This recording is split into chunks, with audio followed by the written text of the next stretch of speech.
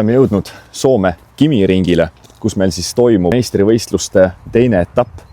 Ja nagu näha on, siis hetkel on ilm küll arvestatavalt sombune, aga hetkel lubab, et päeva peale kuivab ära. Täna on reede, täna on treeningpäev, aga tänane päev näeb meil välja siis selline, et meil peaks olema 5 trennisessiooni. Esimesse trennisessiooni ma ilmselt ei lähe, kuna terve öö sadas ja ootame, millal siis nii-öelda rada ükskord ära kuivab. Ta hetkel lubab, et selline 10 lõpeb vihm ära, tuleb päike välja, trenni me saame teha kuni kella seal mingisugune 5-6-ni. Enne kui me siia tulime, me tegime veel mõned viimased toimetused rattakallal ära bike pointis, et see oleks meil nii-öelda võistlusteks täielikult valmis. Nagu võib-olla mu häälest on ka kuulda, siis on mul õnnestunud vahepeal natkene haigeks jääda, et köhanohu endale saada. Õnneks palaviku ega midagi muud ei ole, mis otseselt sõitmist takistaks. Aga loodame, et tervis enam-vähem hoiab ennast, et hullemaks ei lähe. Kimiring on selles mõttes väga põnev, et siin on 1,1 või 1,2 kilomeetrine sirge, kus siin sirge kiirused ulatuvad kuni circa 300-ni. Ehk siis see on üks kõige kiirema sirgekiirusega rada, kus ma olen üldse kunagi sõitnud. Nii et siis siin näeme väga hästi ära, mis loom see Ducati on. Nädalavahetuse kava on meil muidu üldiselt selline, et kui tavaliselt Eestis või üldse Lätis, Leedus ka toimub meil ainult üks sõit nädalavahetusel, siis Soomes on niimoodi, et laupäeval on esimene võidusõit ja pühapäeval on teine sõit. Laupäeval on siis ka ühtlasi veel kvalifikatsioon ja pühapäev algab siis lihtsalt vaba trenniga. Ehk siis nii laupäeval kui ka pühapäeval me saame rajale eelduslikult 2 korda.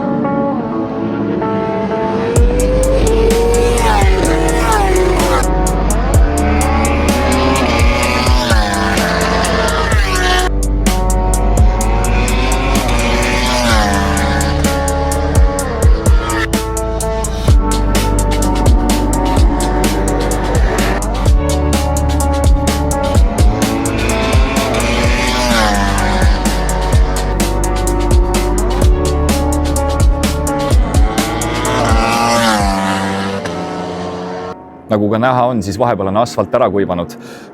Mul on õnnestunud teha hetkel 2 trenni.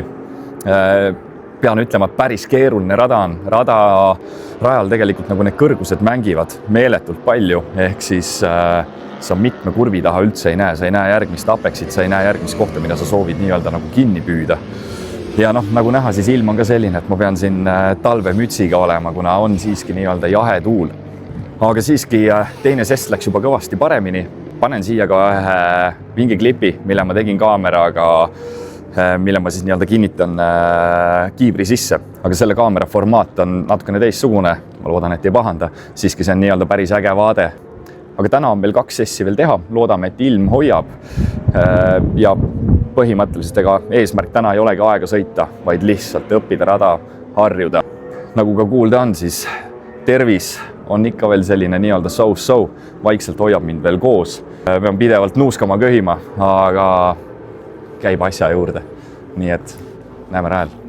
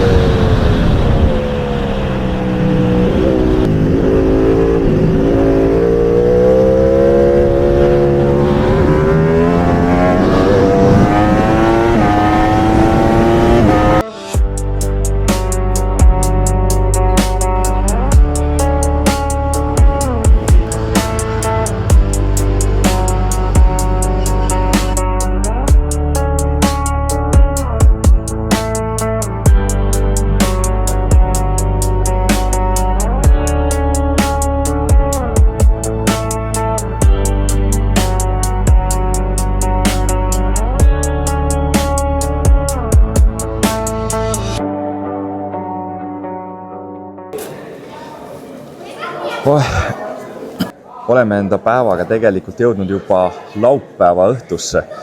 Ma ei ole terve päeva jooksul jõudnud väga mitte midagi kaamerasse rääkida, ei ole jõudnud väga mingisugust videot teha, sest eile õhtul tuli meil selline tore avastus.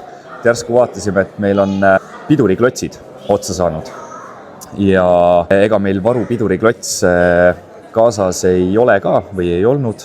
Lõpuks tuli appi meile ikkagi Bikepoint, kes siis sai meile Soome Tugatist uued klotsid, aga see hommik ei läinud meil päris muretult ka, et meil hommikul esimene asi oli siis kvalifikatsioon. Selleks ajaks ei õnnestunud veel neid klotse saada, ma isegi kaalusin sellist varianti, et ma kvalifikatsioonist osa ei võta ja läksin ka võistluste juhiga rääkima. Küsisin luba, et kui ma kvalifikatsioonist osa ei võta, kas annate mulle viimase stardipositsiooni. Aga lõpuks me tegime siiski sellise kokkuleppe, et ma lähen rajale ja rajal lihtsalt tunnetan, et kas ma saan veel sõita või on nagu pidur täiesti otsas. Ühesõnaga läksin peale, tegin kaks aeglast või natukene aeglasemat ringi ära, kus väga palju pidurit ei kasutanud ja tegin ka nii-öelda ühe kiirema ja tegelikult õnnestus saada arvestatavalt hea kvalifikatsiooni aeg. Nii et kvalifikatsioonis olime lõpuks 16. Ja osavõtjaid siin kokku või kvalifikatsioonis osalejaid kokku oli 34, kui ma ei eksi. Nii et selle 16. ajaga täiesti uuel ringrajal oleme väga rahul. Aga siis, kui juba lõpuks hakkasid nii-öelda võidusõidud pihta, siis läks järsku taevas tumedaks ja hakkas taas kord vihma sadama. Kuigi me esialgu lootsime, et äkki meie sõiduajaks kuivab ära, siis lõpuks nägime, et seda lootust ikkagi ei ole. Panime vihmarehvid alla. Ma viimati sõitsin vihmaga kas 2019 või 2020 aasta, nii et ega ma väga vihmasõidust enam midagi ei mäleta. Ja kuna ma ei ole ka teinud mitte ühtegi vihmatrenni selle rattaga, siis mõnes mõttes sellega tulistasime endale ka ise jalga.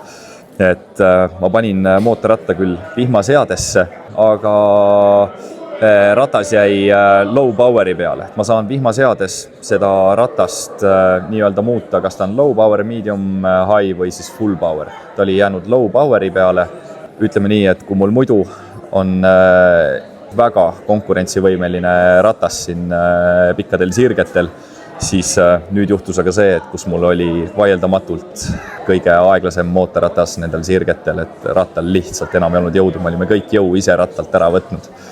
Et kuigi sõidustart läks meil tegelikult hästi 16. kohalt, ma arvan, ma seal stardiga võtsin kohe 5-6 kohta ära ja ma arvan, ma selle esimese sirgega andsin julgelt siuke, ma isegi ei oska öelda, 7-10 kohta ära. Ma võisin küll gaasi põhjas hoida, aga mitte midagi toimunud ja terve sõit jätkus see sama muster, kus ma lihtsalt ringi haava kogu aeg ainult kaotasin kohtasid. Aga ma ise nagu sellest väga morjendatud ei ole, põhiline, et jäime püsti ja tulime ilusti nii-öelda sõidu lõpuni ära, õppisime sellest, järgmine kord vähemalt proovime teha paremini.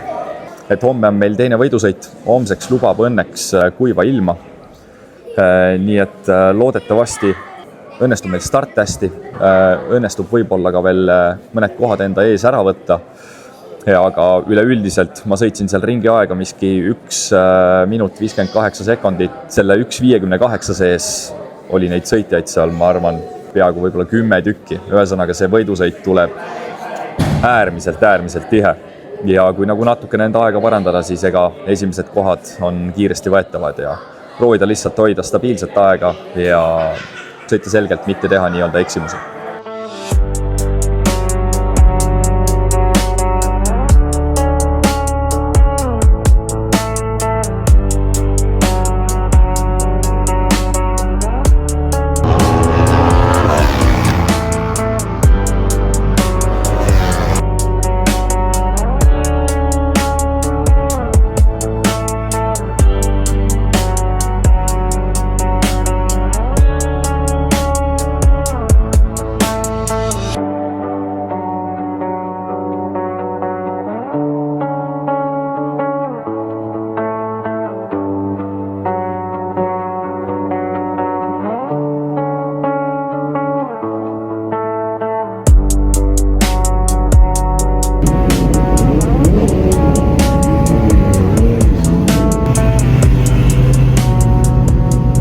Pühapäevane võistluspäev on alanud ja nagu näha, siis ilmateat on ka meie poolele asunud, nii et meil võistlus tuleb kuiv õnneks. Loodame, et tunni ajaga siin midagi ei muutu, kuigi õhtupoole lubab siin vihma. Aga meil peaks siiski tulema kuiv sõit. Stardipositsioon ei ole mul mitte kvalifikatsiooni järgi. Kvalifikatsioonis ma sõitsin küll 16. aja, vaid hoopis siis eilse sõidu tulemuste järgi, mis mul läks täiesti aia taha. Nii et ma stardin üldse 22. kohalt. Loodame, et start tuleb hea, sest ma vaatasin ka mootorrattadatat. Tuli välja, et mul eilne start oli kõige parem launch, mis ma olen üldse teinud. Seal oli siis datana kirjas, et 0-100 kiirendus oli tol hetkel 3,08 sekundit. Loodame, et suudame täna midagi taolist korrata, siis suure tõenäosusega suudame esimese ringiga juba mõned kohad tagasi võtta ja asuda vaikselt seda top 15 püüdma.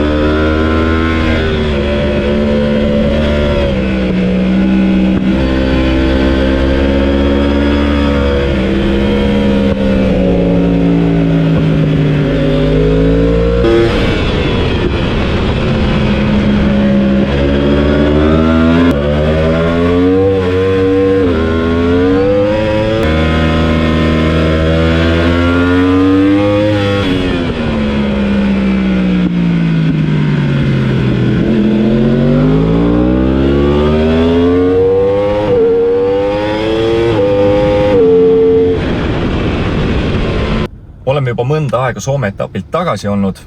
Soomes me ei jõudnudki seda nii-öelda video lõpetust ära teha, sellepärast et peale sõitu me hakkasime kohe kiiruga pakkima, et me jõuaksime laeva peale ja koju tagasi. Ja täna on tegelikult juba see päev, kus me liigume vaikselt Läti poole, nii et ma olengi nii-öelda pakkimas enda asju bussi ümber, et taaskord võtta väike matk ette ja sõita Pikerniki ringrajale, kus meil siis toimub 3. meistrivõistluste etapp.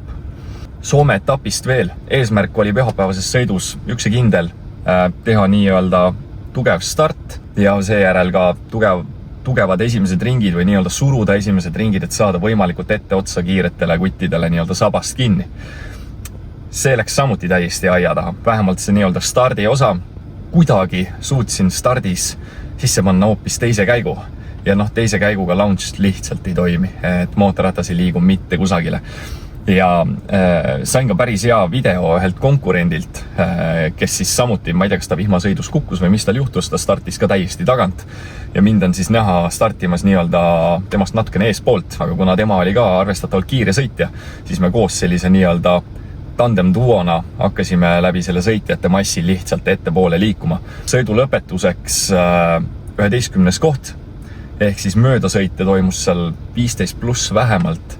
Arvestades kõike meie seda kogemust, arvestades sellist kesist reedest treeningpäeva, kus liiga palju sõita ei saanud, siis ma arvan, et ma võin selle tulemusega väga rahule jääda. Mina jätkan nii-öelda pakkimist Läti poole ja kohtume juba Pikerniki ringrajal.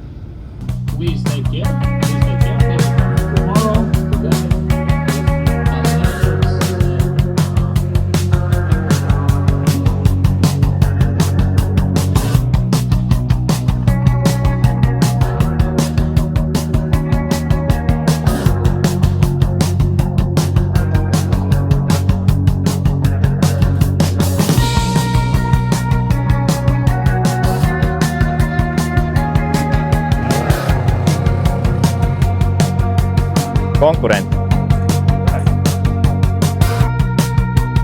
Oleme jõudnud siia Läti kohale. Täna on meil siis treeningpäev. Ma ei tea, kas ma neid kõiki sessioone kaasa teen, sest täna on juba väga palav ilm siin umbes, 27-28 kraadi. Aga esimesed 2 sessi on läinud selles mõttes ootuspäraselt, et paar aastat ei ole jälle siin rajal käinud, aga see rada on siiski tuttav, see rada meeldib mulle. Et esimeses sessioonis meid on selles grupis, kiirete grupis sõitmas vist äkki 24 sõitjat. Et esimeses ma olin seal umbes 12. ja nüüd teises sessioonis ma olin juba 6. Ja tunnen, et tegelikult ruumi on veel, õppida on veel palju. Nüüd tegelikult juba sooviks, et ma saaksin mõne grammikene kiirema tüübi enda ette. Saaksin teda jälitada ja siis ilmselt saaksin ka ise hoo natukene kiiremini ülesse. Aga vaatame, hoian kursis ja kui õnnestub, panen 1 sessiooniks ka GoPro peale ja viin teid tiirule.